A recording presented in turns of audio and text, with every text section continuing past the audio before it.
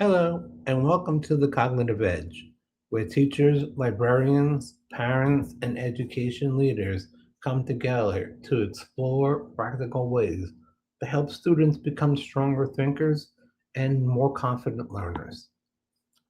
Um, I am your host, or the host, Dr. Daniel A. Sable, and today we are going to discuss a skill that affects nearly every part of a student's education, and that's reading comprehension, because it falls outside of the realm of just education. It could fall in the way of civil service jobs and other things that could, help you become employable. Um, a student may be able to pronounce every word on a page and still have little understanding of what the passage means. That student is technically reading the words, but the real purpose of reading, constructive meaning, is not really taking place. Reading comprehension is not simply remembering names, dates, or details. It involves understanding ideas, making connections, recognizing patterns, drawing conclusions, evaluating evidence, and explaining things in one's own words. The good news is that reading comprehension can be taught. Students do not have to be naturally strong readers to become thoughtful readers. They need direct instruction, regular practice, appropriate text, and opportunities to talk about what they want to do. Let us examine several simple strategies for teachers, librarians, and parents to help um, improve reading comprehension. So, uh, begin before the reading begins. Um, Comprehension, instruction should start before students read the first sentence. Strong readers prepare themselves for a text. They look at the title, they examine the illustrations, they notice headings, they think about the topic, and they make predictions about what they may encounter. Struggling readers often skip this presentation and this uh, preparation.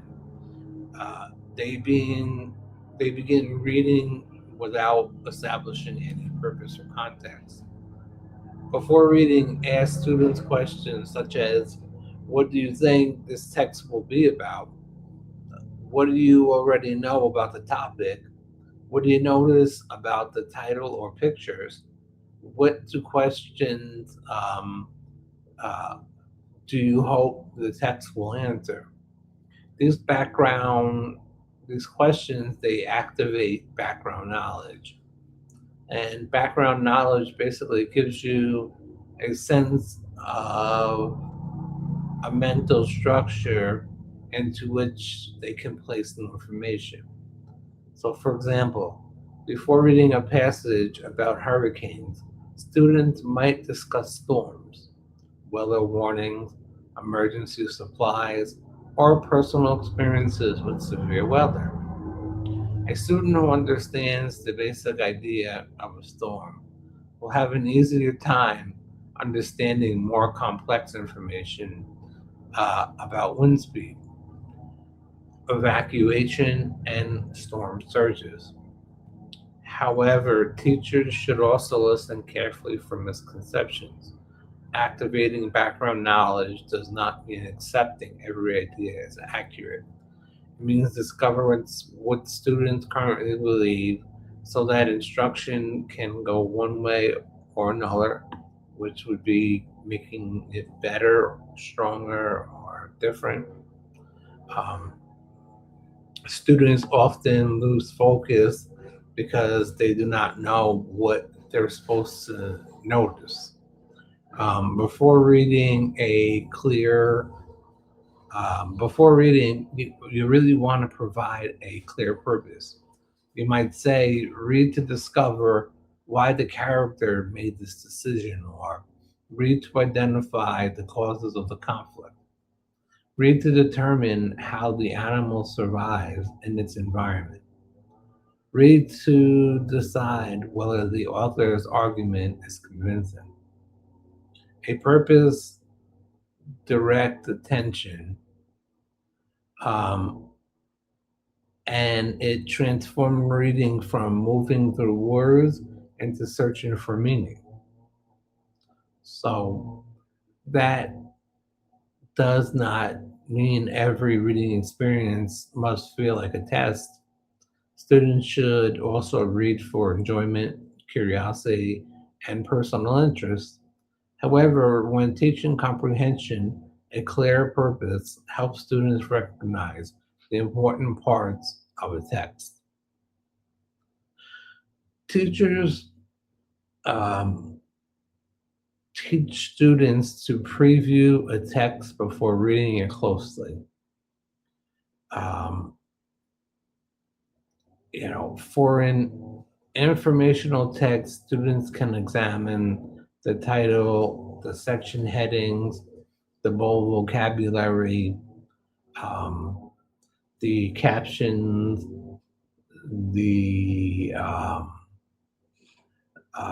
photographs.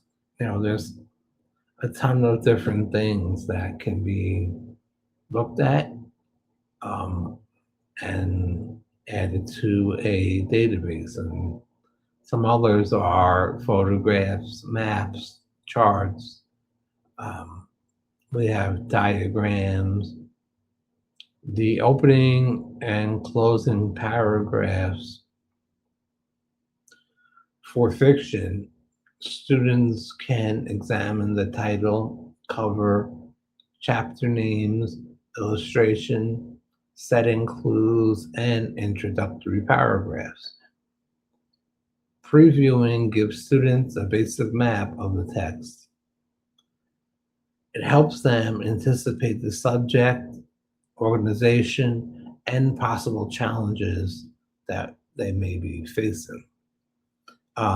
Ask students to really make predictions based on what they observe. Encourage them to complete the statement. I predict that this text will be about blank because blank, or the word because is important. It teaches students that predictions should be connected to evidence rather than just random guessing. One of the most effective ways to teach comprehension is through a think aloud. During a think aloud, the teacher reads part of a text and pauses to explain what is happening mentally. For example, the sentence is confusing, so I'm going to reread it more slowly. I apologize about this. My landscapers, they come here and they are very quiet sometimes they're very loud. You never know. Um, anyhow, so I noticed the author keeps mentioning the storm. I think the storm may become important later, or I do not know this word, but the next sentence gives me a clue about its meaning. This reminds me of something we read last week. Think aloud, make invisible thinking visible. Many students assume that strong readers understand everything immediately. They do not realize that experienced readers frequently pause, question, reread, predict, and revise their thinking. When teachers model these actions, students learn that confusion is not failure. Confusion is a signal that the reader needs to use a strategy. Um, One thing that teachers are honing in on is make sure to teach you guys, students, to ask questions. Good readers constantly ask questions before reading. They may ask, what, what do I already know? What do I expect to learn? What might happen? During reading, they may ask, what did the character, or why did the character do that? Or what does this mean?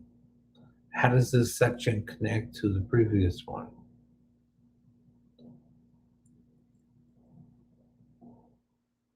Um, does this information support the author's main point?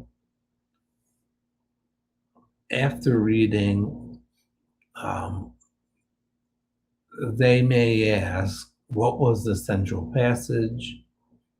Um, what evidence supports my conclusion?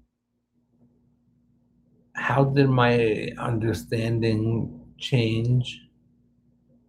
Teachers can provide students with questions, starters, but the long term goal is for students to generate their own questions and really begin to get involved. Questions, they can also be divided into levels. Some questions have answers stated directly in the text. Other questions require students to really combine information from several parts of the text. Deeper questions require students to make influence, evaluate ideas, or connect the text to broader knowledge. Students should still experience all three levels. Comprehension really becomes shallow when instruction focuses only on questions that ask students to locate and copy information. Um, we have this idea of visualizing data, visualizing information, but what does that mean? Helping students visualize. Visualization means creating mental images from written language. When students visualize, they turn words into scenes, movements, sounds, emotions, or processes. If a story describes a cold, empty street covered in fog, students can imagine the setting. If an informational text describes a water cycle, students can picture water evaporating, forming clouds, and returning as rain. What do you see in your mind? Which words help you create that image? What sounds or movements do you imagine? How does the setting feel? Settings may draw a scene and then label the words or details that inform their drawing. The drawing itself is not the goal. The goal is to help students connect um, descriptive language to meaning. Visualization is especially useful when students are reading texts with unfamiliar settings, complex processes, or detailed descriptions. We need to teach students to make inferences. An inference is a conclusion based upon evidence and background knowledge. So the author does not always state everything directly. Readers may sometimes read between the lines, so to speak. Consider this example. Maria entered the classroom with wet hair, a dripping jacket, and muddy shoes. The passage does not say that it was raining. However, a reader can reasonably infer that Maria was recently outside in the rain. A useful formula is text Evidence plus background knowledge equals an inference. So text evidence plus knowledge plus background knowledge equals an inference. Students should always explain the evidence supporting an inference. Instead of saying Maria was outside in the rain, a student might say, I think Maria was outside in the rain because her hair and jacket were wet and her shoes were muddy. This distinction matters without evidence. Inference activities can become guessing exercises, and teachers can ask, really, what can we figure out that the author did not state directly? Which details support your conclusion? What background knowledge helped you? Could there be another reasonable explanation? That final question teaches students that some inferences are um, stronger than others, and that conclusions should remain open to revision when new evidence appears. Um, so, vocabulary knowledge strongly influences comprehension. The students may really understand the general subject of a passage, but may lose meaning when too many words are unfamiliar. Before reading, introduce a small number of words that are essential to understanding the text. Explain each word in student-friendly language. Use it in context. Provide an example even. Um, Show an image when appropriate. Um, Discuss related words, prefixes, suffixes, roots, synonyms, antonyms, and so on. During reading, teach students to use context clues. They can examine nearby words and sentences to determine what makes sense. However, context clues are not magic. Sometimes a passage does not provide enough information. A student must also learn how to use a glossary, a dictionary, a reliable digital reference, or a source. Students should not stop for every unfamiliar word. Um, that can destroy reading flow. You know, we really want students to ask, is this word essential to understanding the passage? Can I understand the passage um, without meaning of it? Does the text provide enough clues? Do I need to look it up? Does this help students become more independent and strategic? Identify the main ideas. We know that students often remember individual details without understanding the larger point. Teach them to distinguish between the main idea and supporting details. The main idea is what the text or section is mostly about. Supporting details explains, um, illustrates, proves, or expands on an idea. So we want to ask in our head, what is the author mainly trying to tell us? Which details are most important? Which details support the central point? Can we remove this detail and still understand the main idea? For informational text, headings and topic sentences often provide clues. For fiction, Students may need to identify the central conflict, the character's goal, or the lesson communicated through the story. A useful practice is not to ask students to state the main idea in one complete sentence. We want, if the statement is too broad, it may not capture the text accurately. If it's too narrow, it may describe only one detail.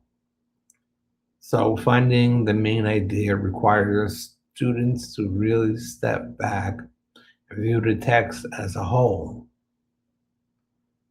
Um, so how do we teach summarization? Summarizing is one of the best ways to check whether a student understands the text. A summary really presents the most important idea in a shorter form. Students really must decide what to include, what to leave out, and how the ideas connect. For fiction, students might identify the main character, the setting, the central problem, the most important events, the resolution. Um, for informational texts, students might identify the topic or the main idea or the most important supporting details, um, the author's conclusion.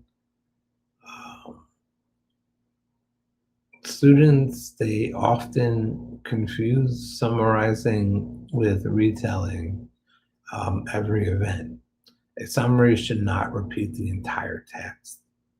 One useful limitation is to ask students to summarize a section in one or two sentences. The limited space forces them to decide what matters most. Another really great strategy is to ask, who or what is this section about? What happened or what was explained? Why was it important? Summarization should be practiced orally as well as in writing. Students who struggle with written expression may understand the text, but may have difficulty showing that understanding on paper. We really want to encourage students to make connections. Readers understand text more deeply when they connect new information to existing knowledge. Connections generally fall into three categories. A text to self connection links the reading to the student's own experience. A text to text connection links the reading to another book, an article, or a film. A text to world connection links the reading to historical events, current issues, or broader social knowledge. Um, for example, a student reading about a character might, um, for example, a student reading about a character moving to a new school might connect that experience to a personal transition. A student reading a dystopian novel might connect its themes to another book about government control. A student reading about water shortages might connect the information to environmental challenges in the real world. Connections should support comprehensive, not every personal memory is relevant. Teach students to explain. The connection helps me understand the text because that phrase keeps the focus on meaning rather than allowing the discussion to really drift away from the reading. Um, Keeping monitor of comprehension. Perhaps the most important habit of a strong reader is noticing when the text is no longer um, understandable or making sense. Struggling readers, they may continue reading without realizing that they have lost understanding. Um, Teach students to stop periodically and ask, can I explain what I just read? Does this section make sense? How does it connect to the previous section? Is there a word or idea that is confusing to me? When comprehension breaks down, students need repair strategies. They can reread the sentence or paragraph, read more slowly, break a long sentence into smaller parts, look at a picture, a chart, or heading, use context clues, look up an important word, read ahead to see whether the next sentence clarifies the idea, maybe. Ask a question, it's always a big one. Summarize what they understand so far, and simply telling a student to read it again is not always effective. A student may reread the passage using the same unsuccessful approach. Instead, helping students identify the source of the problem is probably the better route to go. Um, we ask a lot of questions like, was the vocabulary unfamiliar? Was the sentence too complex? Did the student miss an important earlier detail? Did attention drift? You know, was there insufficient background knowledge? Once the problem is identified, the student can more carefully have a useful strategy to select better work for he or she. And reading comprehension should not always be a silent and isolated activity. Students often clarify their thinking by discussing a text with others. Partner conversations, small groups, literature, circle, and whole class discussions allow students to hear different interpretations. A student may notice evidence that another student missed. Another student may challenge an unsupported conclusion. A third may make a connection that deepens everyone's understanding.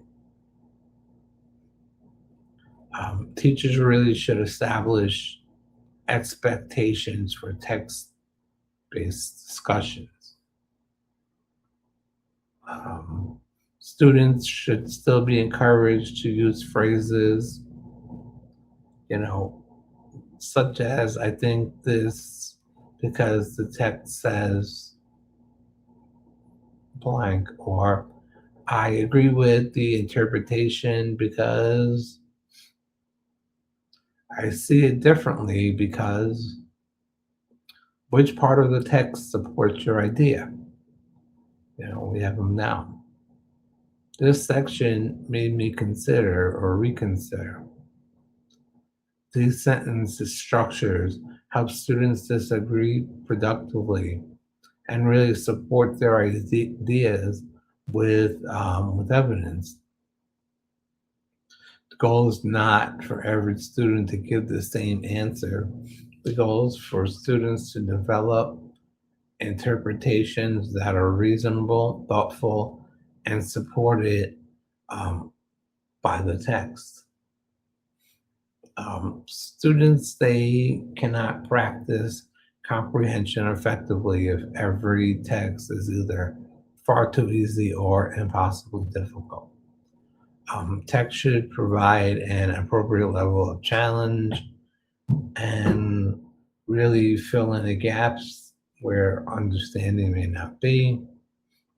Um, a text that is too easy may require students to use a new strategy, or a text that is too difficult may overwhelm vocabulary, background knowledge, decoding, and working memory. And teachers and librarians, they should consider the student's reading ability, the complexity of the language, the student's familiarity with the topic,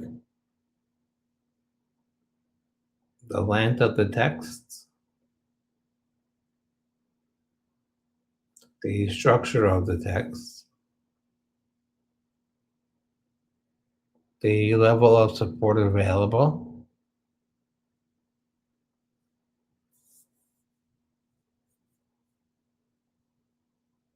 student interest also matters. Students also are more willing to persist when they care about the subject. Choice can increase engagement, allowing students to select from several appropriate texts. Um, can create a sense of ownership without abandoning instructional goals. So that is the spiel for today. We discuss um, that of using different technology um, pieces to help learn reading. Um, and I think it's extremely important because reading and having the skills and um, the keys to unlock the doors will help you in your future. You just have to hang in there. All right, I'm Dr. Daniel Sable. I'll talk to you soon. Thanks. Bye bye.